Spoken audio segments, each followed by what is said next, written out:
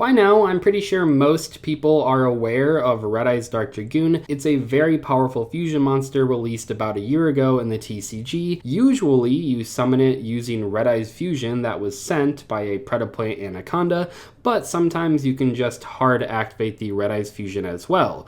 This card requires you to play multiple bricks in your deck. You have to play two normal monsters, Red Eye's Black Dragon and Dark Magician, and you have to play the Red Eye's fusion.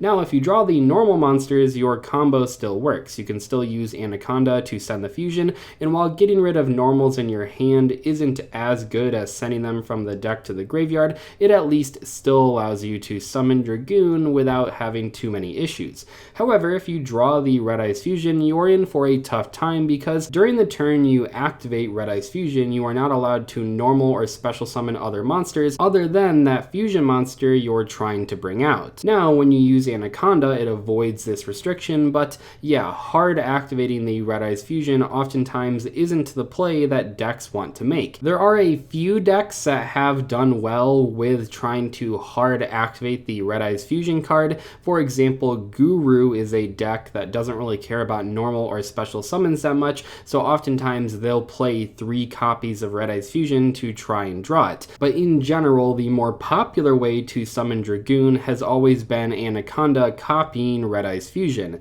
However, Dragoon is not perfect. It does require you to play these garnets, the normal monsters and the Red Eye's fusion, but also it requires you to actually resolve the Anaconda effect, which can be difficult in formats where Effect Veiler and Infinite Impermanence are quite popular. Finally, while Dragoon is quite powerful on turn 1, and while it can win games by itself, it's not a card that's impossible to deal with. You can play cards like Kaijus, you can play Forbidden Droplet, you can play Triple Tactics Talent. The card does have its outs. Despite these shortcomings though, Red Eye's Dark Dragoon is clearly a very powerful card, and while it hasn't always seen play in tier 1 decks every single format, it's at least been around in rogue decks pretty much ever since it was released about a year ago. Now, I bring up all of this because in a few weeks in Burst of Destiny, we're getting Destiny Hero Destroy Phoenix Enforcer, and in the OCG, this card is being played in a very similar way to how Dragoon was played in that format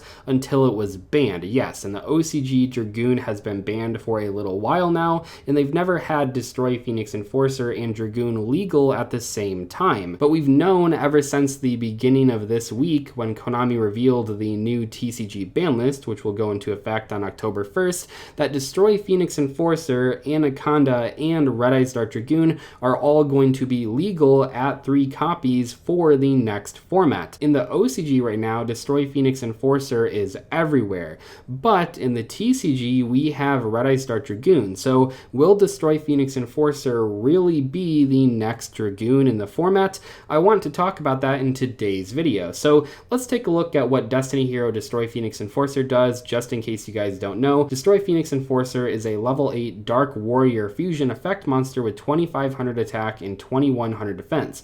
Its materials are 1 level 6 or higher hero monster plus 1 Destiny Hero monster, and it says monsters your opponent controls lose 200 attack for each hero card in your graveyard. You can only use each of the following effects of Destiny Hero Destroy Phoenix Enforcer once per turn. Quick effect, you can destroy both 1 card you control and 1 card on the field. If this card is destroyed by battle or card effect, you can activate this effect, special summon 1 Destiny Hero monster from your graveyard during the standby phase of the next turn. Now, on paper, when Destroy Phoenix Enforcer is compared only to Red Eye's Dark Dragoon, I think Dragoon does look a bit better. It has extra protection effects, it has a negation effect. However, when you're looking at cards like this, it's not only about how good the cards are once they're on the board.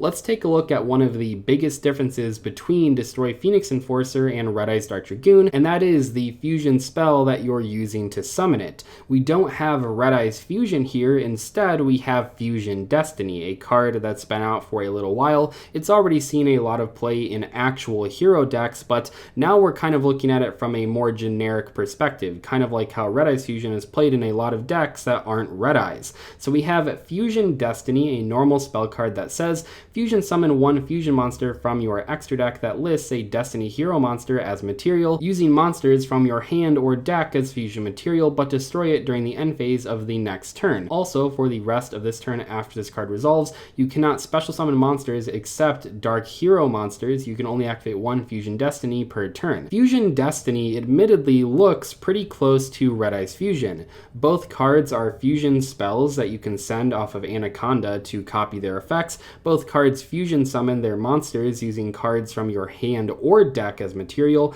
and both cards do have restrictions. With Red Eyes Fusion though, the restriction is pretty harsh. You can't normal or special summon other cards the turn you activate the Red Eyes Fusion, so most people, like I said, don't really want to draw the Red Eyes Fusion in their opening hand. With Fusion Destiny though, this card's restriction is after you resolve the effect of Fusion Destiny. Of course, Fusion Destiny also destroys the fusion monster during the next turn's end phase, but remember, Destroy Phoenix Enforcer can then just revive itself during the next standby phase, so that downside doesn't really matter. That means you can do your entire combo, and then instead of summoning Anaconda, you can simply activate a Fusion Destiny at the very end. And that does make Fusion Destiny a lot easier to use compared to Red Eyes Fusion. In fact, in the OCG right now, most of the decks that play the Destroy Phoenix Enforcer engine not only play Anaconda plus one copy of Fusion Destiny, they actually play Anaconda plus a full 3 copies of Fusion Destiny because the card is good to draw. And that kind of goes to show that people not only want to summon Anaconda to copy the Fusion Destiny, but also they are perfectly fine just hard drawing the Fusion Destiny. And that might even be better because you don't have to pay 2,000 life points, you don't have to use 2 monsters, and it doesn't lose to as many hand traps. In terms of fusion material garnets that you play, the Fusion Destiny engine usually has Destiny Hero Celestial plus Destiny Hero Dasher. The idea there is that then on your next turn, you can potentially get a free special summon off of Dasher, which could be pretty valuable, but also you can use Celestial to banish itself plus Dasher to draw 2 cards. So it not only gives you the potential to special summon a monster from your hand, but also it gives you 2 free draws as a good follow-up. You could also use Malicious instead of Dasher if you really wanted to, but remember, Anaconda does prevent you from special summoning for the rest of the turn after you copy that fusion spell, so that means that if you use Anaconda, the Malicious basically does nothing until the next turn anyway, so that might be a bit slow for most players, especially considering if you add Malicious to your deck, you're going to have 2 copies, which then adds another brick to your deck, and I think Fusion Destiny overall is a more consistent card than the Red Eyes Fusion engine, so people are probably trying to minimize on their bricks. So will Destroy Phoenix Enforcer really be the next Red Eyes Dark Dragoon? At this point, it might be too early to tell. It's possible that some decks play Destroy Phoenix Enforcer and some decks play Red Eyes Dark Dragoon, but maybe only one of them will continue to see play. When they're on the board, I think Red Eyes Dark Dragoon is still better than Destroy Phoenix Enforcer, but the huge consistency boost from Fusion Destiny compared to Red Eyes Fusion really does make Destroy Phoenix Enforcer pretty appealing. So I'm not sure which one will see more play. Maybe people go with the weaker card on the board, but the more consistent engine, or maybe people play Red Eyes Dark Dragoon because it is so powerful when it's on the board, regardless of how many bricks you have to play. Anyway, that is all for today's video. I hope you guys enjoyed it. Let me know in the comment section below, once Burst of Destiny is released, are you going to keep playing the Red Eyes Dark Dragoon engine if you were playing that before, or are you going to switch to the Destroy Phoenix Enforcer engine instead? I'd love to hear what you guys have to say. I'll see you later though. Thanks so much for watching. Goodbye.